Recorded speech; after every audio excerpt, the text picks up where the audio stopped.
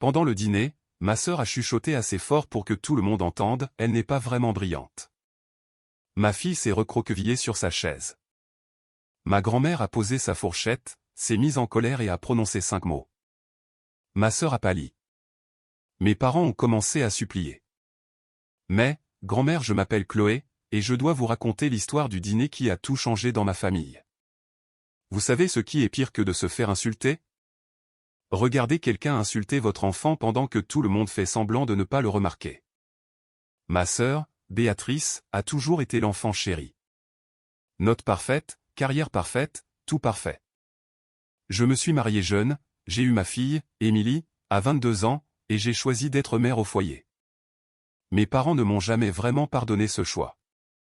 Mon mari, David, c'est un homme bon. Il subvient à nos besoins, aime Émilie plus que tout. Mais quand il s'agit de confrontation avec ma famille, il se fige. J'ai appris à accepter cela chez lui, même si parfois j'aimerais qu'il nous défende. Maintenant, ma grand-mère, mamie Patricia, elle a 82 ans et est plus vive d'esprit que la plupart des gens de la moitié de son âge. Elle a toujours été mon refuge, la seule personne qui ne m'a jamais fait sentir inférieur.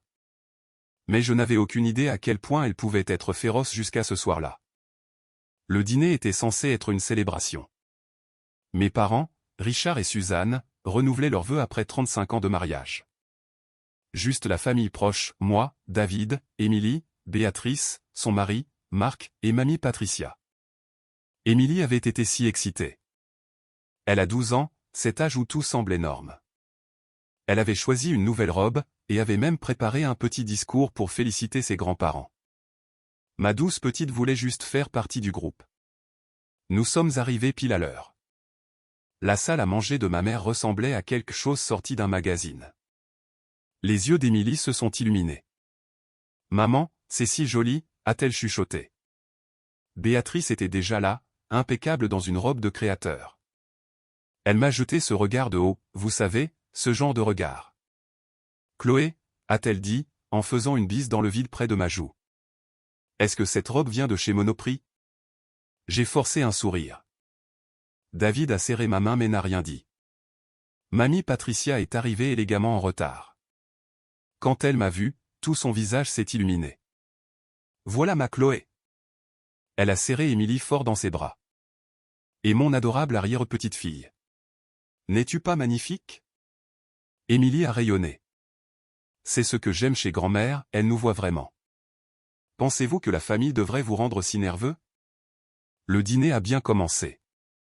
Émilie racontait à tout le monde son projet de science, cette incroyable maquette du système solaire avec des lumières LED. Elle en était si fière. « C'est merveilleux, ma chérie », a dit ma mère, mais son ton était distrait. Béatrice s'est penchée en avant. « Un projet de science ? Comme c'est mignon. Marc, ne viens-tu pas de conclure ce contrat avec des sous-traitants du CNES ?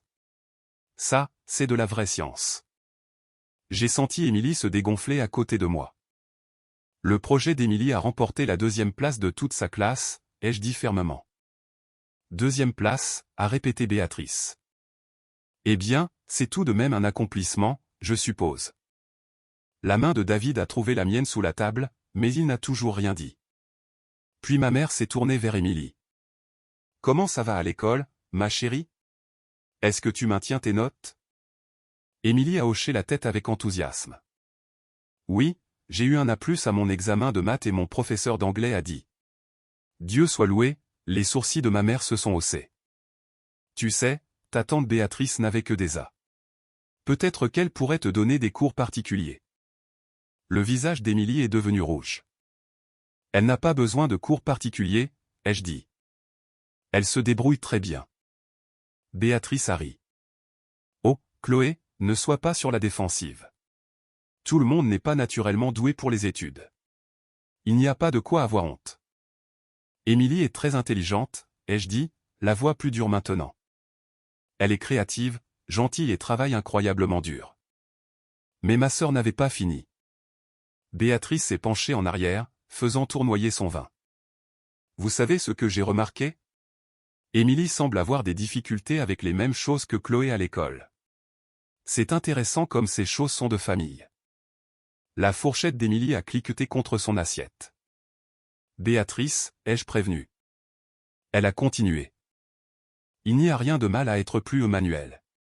Tout le monde n'est pas fait pour les études. Chloé a trouvé sa force en étant femme au foyer.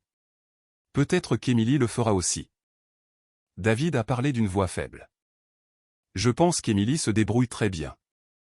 Oh, David, je ne critique pas, l'a interrompu Béatrice. Je suis juste réaliste. J'étais sur le point d'exploser. Mais alors, Béatrice s'est légèrement penchée vers Marc, sa voix délibérément assez forte pour que tout le monde l'entende. Elle a regardé directement Émilie. Elle n'est pas vraiment brillante, n'est-ce pas? Le temps s'est arrêté. Le visage d'Émilie s'est décomposé. Ma fille, qui avait été si excitée, qui avait mis sa plus belle robe, s'est complètement recroquevillée sur sa chaise, essayant de disparaître. J'étais pétrifié. La bouche de David s'est ouverte, mais aucun son n'en est sorti. Mes parents ont échangé des regards gênés mais n'ont rien dit. Vous voyez ce que je veux dire à propos de ma famille? Mais c'est alors que je l'ai entendu, le son du métal contre la porcelaine. Si délibéré.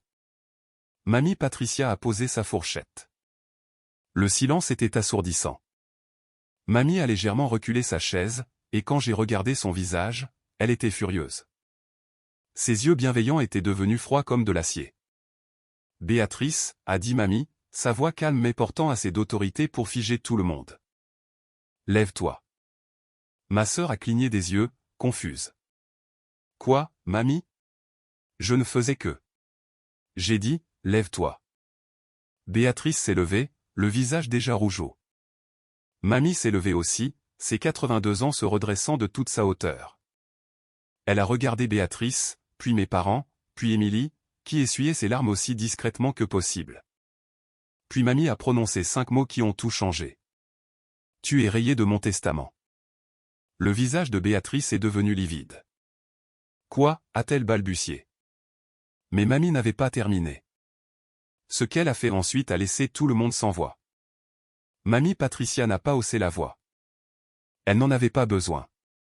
L'autorité dans son ton suffisait à faire en sorte que tout le monde reste parfaitement immobile. Tu m'as entendu, Béatrice. Tu es complètement rayée.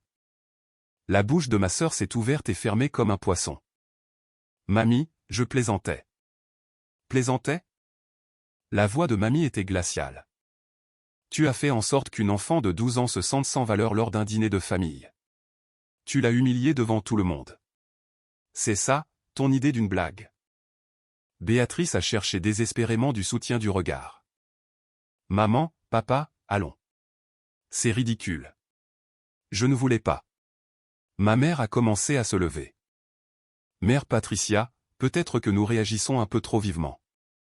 Les yeux de Mamie se sont tournés vers elle. Assieds-toi, Suzanne. Ma mère s'est effectivement assise. Je n'avais jamais vu ça auparavant. Vous aussi, a dit Mamie, regardant mes parents, vous avez laissé cela durer bien trop longtemps. Vous avez favorisé Béatrice depuis le jour où Chloé s'est mariée. Vous avez méprisé les choix de Chloé, ignoré ses accomplissements, et maintenant vous faites la même chose à Émilie. Mon père s'est raclé la gorge. Ce n'est pas juste. Nous aimons nos 2 filles de la même manière. Alors pourquoi n'avez-vous rien dit, a exigé Mamie. Votre petite fille vient de se faire insulter en face et vous êtes resté là comme si c'était normal. Le silence était écrasant.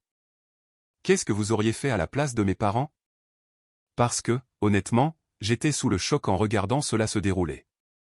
Mamie s'est retournée vers Béatrice. J'ai des actifs d'une valeur d'environ 2,1 millions d'euros, des propriétés, des investissements, des économies. Tu devais en hériter de 40%. Plus maintenant. Le visage de Béatrice est devenu encore plus pâle. Mamie, s'il te plaît. Ces 40%, a continué Mamie. Ils iront à Émilie pour son éducation, son avenir, tout ce dont elle aura besoin. Et Chloé en sera la fiduciaire. J'ai eu le souffle coupé. Mamie, tu n'es pas obligée. Elle a levé la main. Si, je le dois. J'aurais dû le faire il y a des années.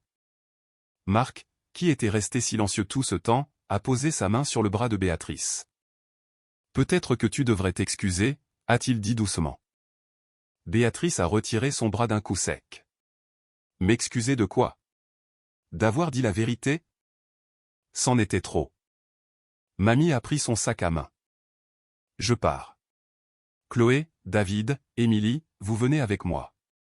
Nous aurons notre propre dîner de célébration quelque part où nous sommes réellement appréciés. Émilie l'a regardé avec ses joues tachées de larmes. Vraiment? Vraiment, ma chérie, mamie lui a souri, la chaleur revenant sur son visage. Que dirais-tu de ce restaurant italien chic en centre-ville? Celui avec le gâteau au chocolat au cœur fondant. Le visage d'Émilie s'est un peu illuminé. J'adore cet endroit. Alors allons-y. Je me suis levé, les jambes tremblantes. David s'est immédiatement levé avec moi. Alors que nous commencions à rassembler nos affaires, ma mère a finalement retrouvé sa voix. Mère, s'il vous plaît. Vous êtes trop dure. Béatrice ne voulait pas faire de mal. Ah non, a demandé mamie. Parce que cela m'a semblé plutôt intentionnel. Mon père s'est levé aussi. Calmons-nous et parlons de cela rationnellement. Je suis parfaitement calme, a dit mamie. Et je suis parfaitement rationnel. Ce que je ne serai plus, c'est silencieuse pendant que vous traitez ma petite-fille et mon arrière-petite-fille comme des citoyennes de seconde zone dans leur propre famille. Béatrice a finalement semblé réaliser que c'était sérieux. Mamie, attends. Je suis désolé. D'accord, je suis désolé. Je vais m'excuser auprès d'Émilie. S'il te plaît, ne fais pas ça. Mamie l'a regardé un long moment. Tu sais quoi, Béatrice? Je ne pense pas que tu sois désolée. Je pense que tu as peur de perdre de l'argent. Il y a une différence.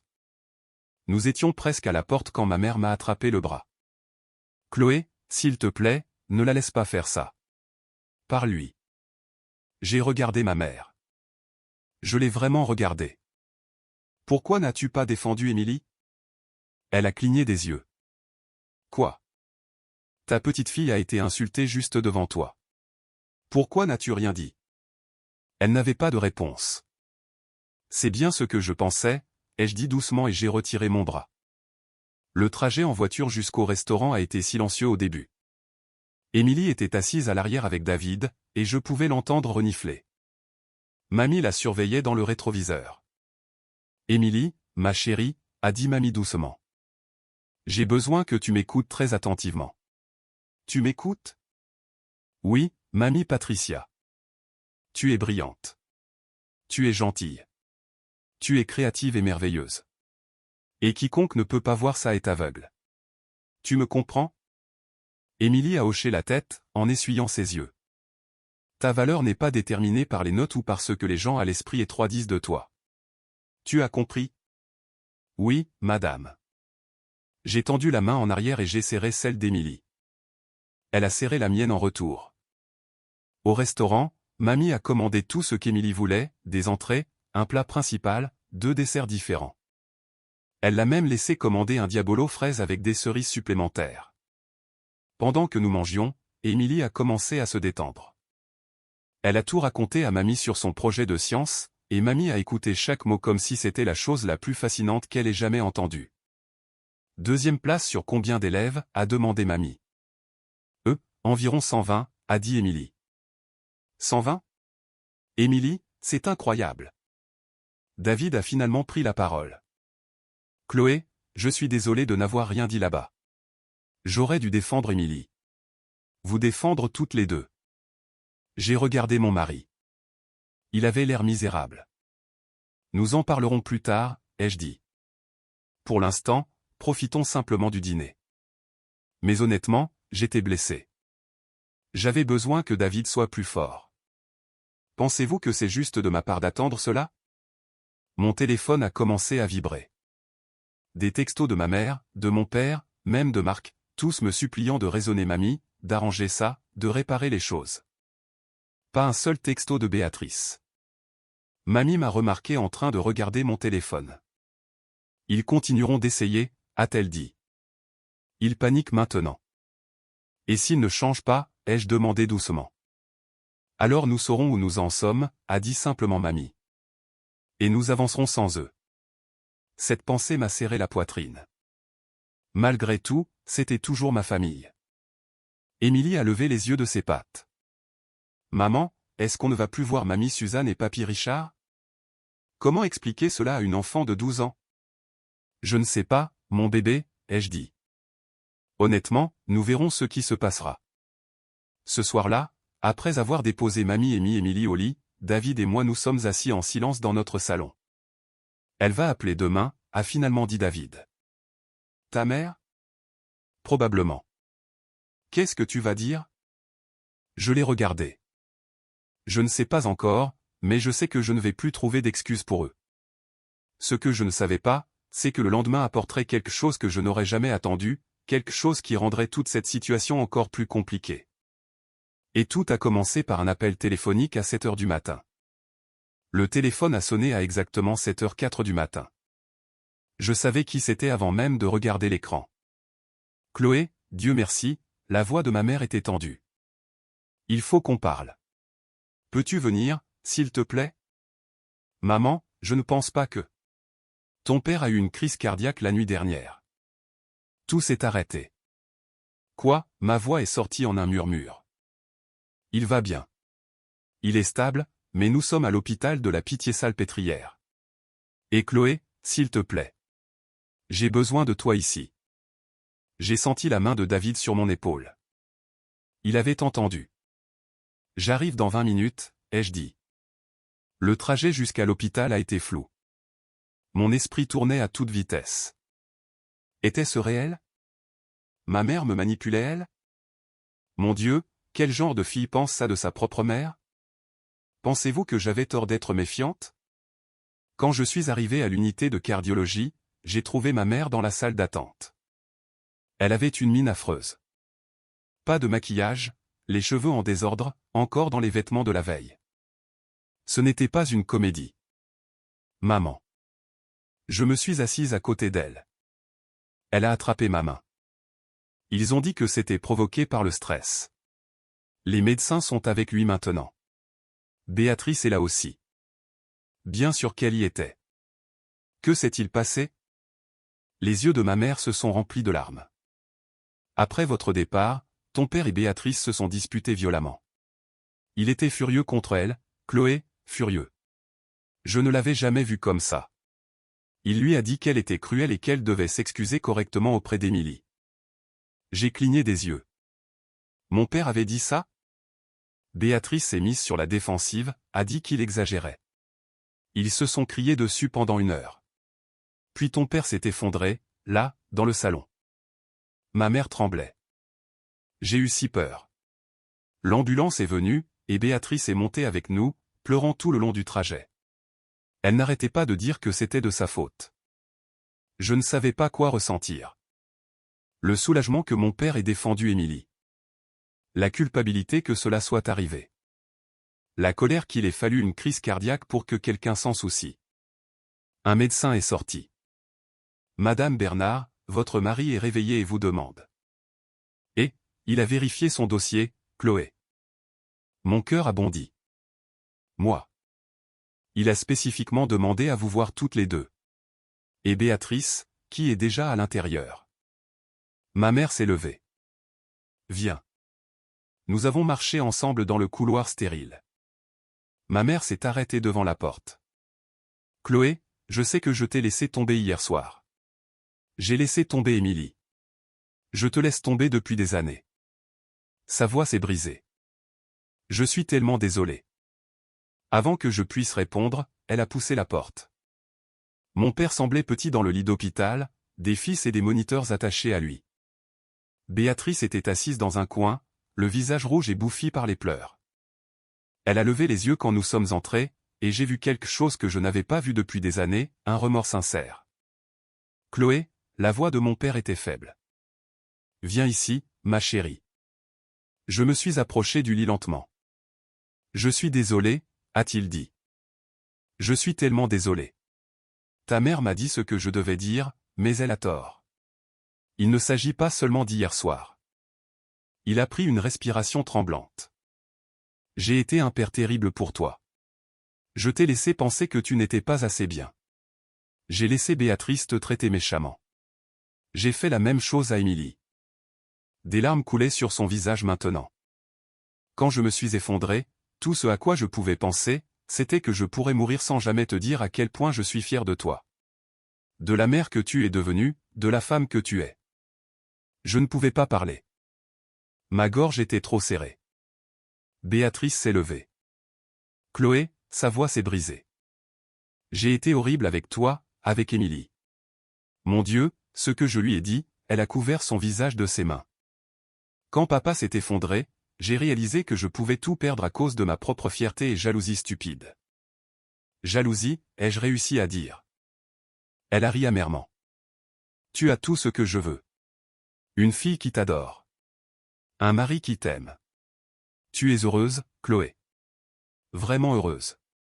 Et j'ai été si malheureuse dans ma vie parfaite que j'ai voulu te faire sentir petite, toi aussi. Ce n'était pas ce à quoi je m'attendais. Pas du tout. Que feriez-vous à ce moment-là? Accepter les excuses? Partir? Je ne te pardonne pas encore, ai-je dit honnêtement. Pas complètement. Ce que tu as fait à Émilie, Béatrice, elle s'est endormie en pleurant. Béatrice a tressailli comme si je l'avais frappée. Mais, ai-je continué, je t'entends. Et peut-être que c'est un début. Ma mère a essuyé ses yeux. Ta grand-mère a appelé ce matin. Elle a appris pour Richard, et elle est en route. Oh, misère. Effectivement, 20 minutes plus tard, mamie Patricia est entrée dans cette chambre d'hôpital comme une force de la nature. Elle a regardé mon père, puis Béatrice, puis ma mère.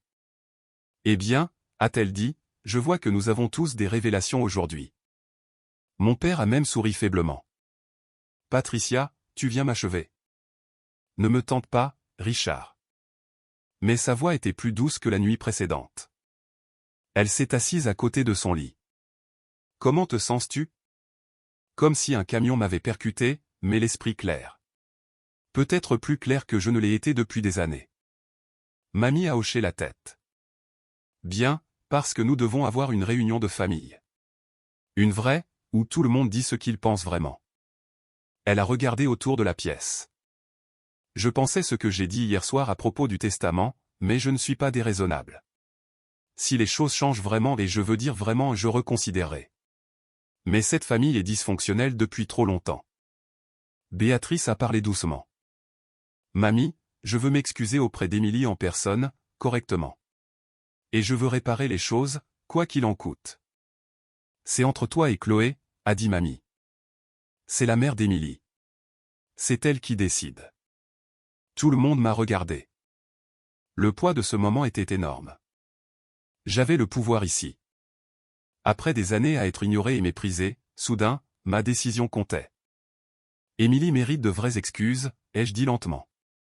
Pas seulement des mots. Elle a besoin de voir que tu es sincère, Béatrice. Que tu la respectes. Je le ferai, a dit Béatrice. Je le promets.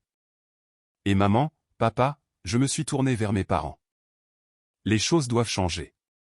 Je ne suis pas la déception de la famille. J'ai fait des choix différents de ce que vous vouliez, mais c'était de bons choix. Je suis heureuse. J'ai une fille magnifique. Cela doit vous suffire. Ma mère a hoché la tête, pleurant ouvertement maintenant. Ça l'est. Ça aurait toujours dû l'être. Mon père a tendu la main vers la mienne. Plus de favoris. Plus de comparaisons. Tu as ma parole. Je voulais les croire. Vraiment. Mais les mots sont faciles dans une chambre d'hôpital quand tout le monde a peur. Le vrai test viendrait plus tard. Ce que je ne savais pas, c'est que ce « plus tard » arriverait plus tôt que je ne le pensais. Parce que lorsque nous sommes rentrés à la maison cet après-midi-là, il y avait quelqu'un qui attendait sur notre seuil. Quelqu'un qui était sur le point d'ajouter une toute nouvelle complication à ce drame familial. La sœur de mon père, tante Hélène, à qui personne n'avait parlé depuis 15 ans. Tante Hélène était assise sur les marches de notre porche, une petite valise à côté d'elle. Elle s'est levée en me voyant, et je l'ai à peine reconnue. La dernière fois que je l'avais vue, j'avais l'âge d'Émilie. Chloé, a-t-elle dit doucement. J'ai appris pour Richard. Est-ce qu'il va bien? Comment l'as-tu su, ai-je demandé, encore en train de réaliser qu'elle était là. Des amis communs sur Facebook. Je suis la famille de loin. Elle semblait mal à l'aise. Je sais que je n'ai aucun droit d'être ici, mais je devais venir. David est arrivé derrière moi. Chloé, qui est-ce? Ma tante. La sœur de mon père. Ils se sont disputés quand j'avais 12 ans. Je ne me souviens même plus pourquoi. Le visage d'Hélène s'est crispé. Moi, si. J'ai dit à tes parents qu'ils étaient trop durs avec toi, même à l'époque. Ta mère n'a pas apprécié l'ingérence. C'était nouveau pour moi. Pouvons-nous parler, a demandé Hélène. S'il te plaît. Contre toute attente, je l'ai laissé entrer. Émilie était à l'école, donc au moins je n'avais pas à expliquer cela tout de suite. Hélène s'est assise dans notre salon, regardant autour d'elle. Tu as une belle maison. Patricia m'a dit que tu avais une fille. Tu as parlé à grand-mère? Elle a souri tristement. Nous n'avons jamais arrêté. C'est elle qui m'a raconté ce qui s'est passé au dîner et ce que ta grand-mère a fait pour le testament. Hélène s'est penchée en avant. Chloé, je dois te dire quelque chose sur ta famille que tu ne sais pas. Mon estomac s'est noué. Quoi? La famille de ta mère avait de l'argent. Beaucoup d'argent. Quand Suzanne a épousé Richard, ses parents n'ont pas approuvé. Il était trop au col bleu pour eux. Ils l'ont déshérité, mais ont tout laissé dans une fiducie pour leurs petits-enfants. Béatrice et moi. Juste Béatrice. Ils ne t'ont jamais reconnu parce que Suzanne t'a eu trop jeune, avant qu'ils ne la jugent prête. La fiducie est versée quand Béatrice aura 40 ans. C'est dans 6 mois. Je me suis senti mal. De combien d'argent parlons-nous? Environ 1,7 million d'euros. Voyez-vous ce que cela signifie? Mes parents avaient préparé Béatrice toute sa vie pour l'argent. Et moi, j'étais juste l'erreur qui était arrivée en premier. Est-ce que Béatrice le sait, ai-je demandé. Bien sûr. Elle le sait depuis qu'elle a 18 ans. Tes parents lui ont fait promettre de ne jamais te le dire. La trahison m'a frappé comme un coup physique. David m'a attrapé la main. Pourquoi me dis-tu ça maintenant, ai-je réussi à demander. Parce que Patricia m'a dit ce que Béatrice a dit à ta fille. Et j'ai réalisé que cette maladie familiale est plus profonde que quiconque ne veut l'admettre. Quelqu'un devait te dire la vérité. Je suis restée assise là, engourdie. Tout avait un sens maintenant, le favoritisme, les comparaisons constantes. Ils avaient investi en Béatrice comme si elle était un portefeuille d'actions. Je dois y aller, ai-je dit soudainement. Je dois parler à ma grand-mère. Hélène a hoché la tête. Elle t'attend. Quand je suis arrivé chez grand-mère, elle était assise sur son porche avec du thé déjà préparé pour deux. Hélène t'a appelé, ai-je dit en m'asseyant. En effet. Tu sais maintenant? Le savais-tu depuis le début?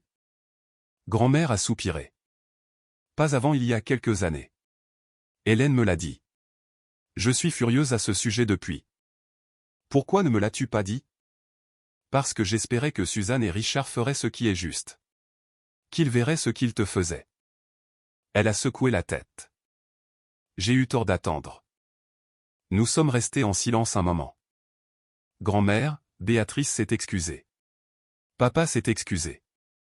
Maman s'est excusée. Mais maintenant, je ne sais pas si je peux les croire. C'est normal, a dit grand-mère. La confiance se regagne lentement. Que dois-je faire? Elle m'a regardé avec ses yeux sages. Protège-toi et Émilie d'abord. Mais laisse aussi la porte entr'ouverte, juste un peu, pour qu'ils prouvent qu'ils ont changé. Les gens peuvent changer, Chloé. Mais seulement s'ils le veulent vraiment. Ce soir-là, j'ai tout raconté à David. Il était furieux. Nous devrions tous les couper de nos vies, a-t-il dit. Peut-être, ai-je convenu. Mais je dois d'abord entendre ce que Béatrice dit à Émilie. C'est le vrai test. Le lendemain, Béatrice est venue chez nous. Émilie était nerveuse, assise sur le canapé à côté de moi. Béatrice s'est agenouillée devant elle. Elle s'est vraiment agenouillée, pour qu'elle soit à hauteur des yeux. Émilie, je t'ai dit quelque chose d'incroyablement cruel. Il n'y a aucune excuse pour ça. Tu es brillante. Tu es créative, gentille et spéciale, et j'avais tort. Émilie m'a regardé avec incertitude. J'étais jalouse, a continué Béatrice, la voix tremblante. Jalouse de ta mère, de ce que vous avez ensemble. Et je m'en suis prise à toi, et c'était horrible de ma part. Pourquoi étais-tu jalouse de ma mère, a demandé Émilie doucement. Béatrice a souri tristement. Parce qu'elle est heureuse. Vraiment, vraiment heureuse. Et j'ai passé toute ma vie à courir après des choses qui n'ont pas d'importance, et j'ai oublié ce qui en a, elle a cherché dans son sac à main. Je t'ai apporté quelque chose. Ce n'est pas suffisant, mais, elle a sorti un livre. C'est sur Marie Curie, une scientifique qui a remporté 2 prix Nobel. J'ai pensé que ça pourrait te plaire. Émilie a pris le livre avec précaution. Merci. Et, Émilie, si jamais tu veux de l'aide pour des projets de science ou autre chose, je serais honoré de t'aider. En tant que ta tante, pas en tant que quelqu'un qui se croit meilleur que toi. Émilie a regardé le livre, puis Béatrice, puis moi. D'accord, a-t-elle dit doucement. Ce n'était pas le pardon. Pas encore. Mais c'était quelque chose. Après le départ de Béatrice, Émilie s'est blottie contre moi. Maman, est-ce que les choses vont s'arranger? Je ne sais pas, mon bébé. Mais nous allons nous en sortir, quoi qu'il arrive. Ce soir-là, grand-mère a appelé. J'ai pris une décision concernant le testament. Voilà, pensais-je. Je partage tout à parts égales. 25% pour toi, 25% pour Béatrice, 25% pour le fonds d'éducation d'Émilie, et 25% pour une fiducie familiale qui exige des séances de thérapie familiale annuelles pour y accéder. J'ai ri malgré moi. Thérapie familiale? Si cette famille doit guérir, vous avez besoin d'une aide professionnelle. Vous tous. C'est ma condition. Qu'ont dit maman et papa? Ils ont accepté. Béatrice aussi. Marc également, en fait. Il semble soulagé. Peut-être y avait-il de l'espoir après tout. Mais la plus grande surprise était encore à venir. Parce que 3 jours plus tard, quelque chose s'est produit qui allait tester tout ce que nous avions construit. Quelque chose qui allait me montrer qui était vraiment ma famille quand cela comptait le plus.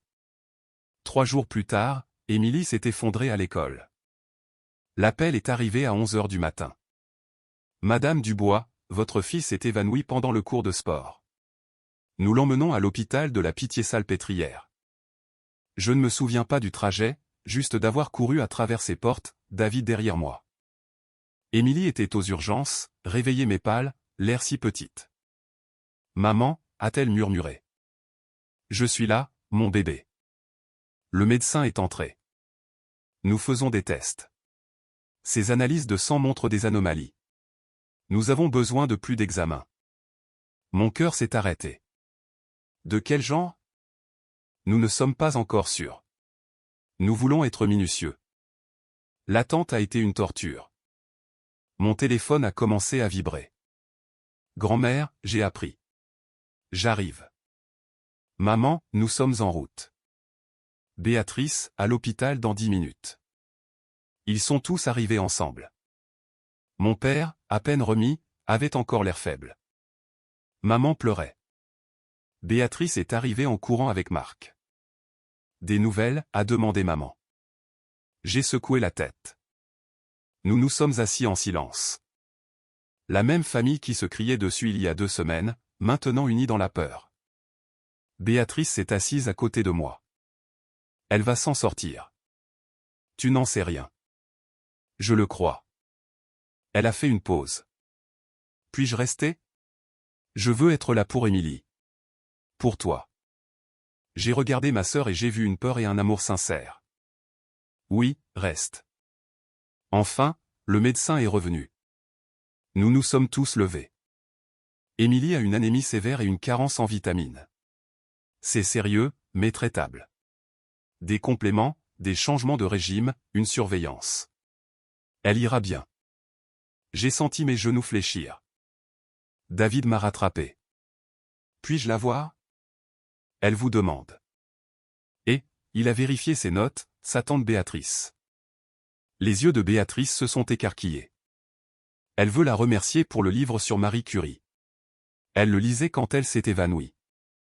Béatrice s'est mise à pleurer sur le champ. Émilie était assise, une perfusion dans le bras. Salut maman. Salut tante Béatrice. Béatrice s'est approchée de son lit. Tu nous as fait peur, ma grande. Désolé. Mais je suis arrivée à la page 47. Marie Curie était tellement géniale. Elle l'était vraiment. Peux-tu me lire pendant que maman parle au médecin? Avec plaisir. Quand je suis revenu, Béatrice lisait à haute voix pendant qu'Émilie écoutait, complètement captivée. Mes parents se tenaient à l'entrée, en pleurant. Papa a murmuré, on a failli perdre ça. On a failli perdre tout ça. Au cours des semaines suivantes, tout le monde s'est manifesté. Maman a apporté des repas. Papa a aidé David avec le jardinage. Béatrice a lu à Émilie tous les après-midi. Marc a apporté les devoirs et les a rendus amusants. Pensez-vous que les gens peuvent vraiment changer? 2 mois plus tard, nous avons une autre première séance de thérapie familiale. Tous ensemble. C'était gênant et douloureux, mais honnête. Quand ce fut mon tour, j'ai dit, je veux juste qu'Émilie grandisse en sachant qu'elle est aimée et valorisée.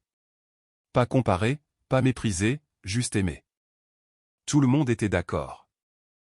Ce n'était pas parfait. Béatrice disait encore des choses irréfléchies parfois. Maman jouait occasionnellement aux favorites, mais ils se rattrapaient. Ils s'excusaient. Ils essayaient. Émilie s'épanouissait. Sa santé s'est améliorée. Sa confiance en elle a grandi. Et elle a eu une relation avec sa tante qu'aucune de nous n'attendait. 6 mois après ce terrible dîner, nous nous sommes réunis chez grand-mère. Émilie s'est levée. Je veux dire quelque chose. Je suis vraiment contente que nous soyons tous réunis ici. Elle a regardé Béatrice. Merci pour mon livre, et pour avoir lu avec moi, et pour t'être excusée. Les yeux de Béatrice se sont embués. Merci de m'avoir donné une autre chance, Amy. Émilie a regardé ses grands-parents. Merci d'être venu à mon exposition de sciences. Ça comptait beaucoup. Maman a serré ma main. Émilie a regardé mamie Patricia. Et merci de m'avoir défendu et d'avoir obligé tout le monde à aller en thérapie. Tout le monde a ri. Grand-mère a levé son verre. À la famille, cette chose désordonnée, compliquée et magnifique qu'elle est. À la famille, avons-nous répété en écho. En regardant autour de cette table, j'ai réalisé que cette famille n'était pas parfaite. Nous nous étions fait beaucoup de mal, mais nous essayions. Vraiment. Émilie a croisé mon regard et a souri. Ma fille, brillante, créative, gentille et aimée de tous dans cette pièce. C'est tout ce que j'ai toujours voulu.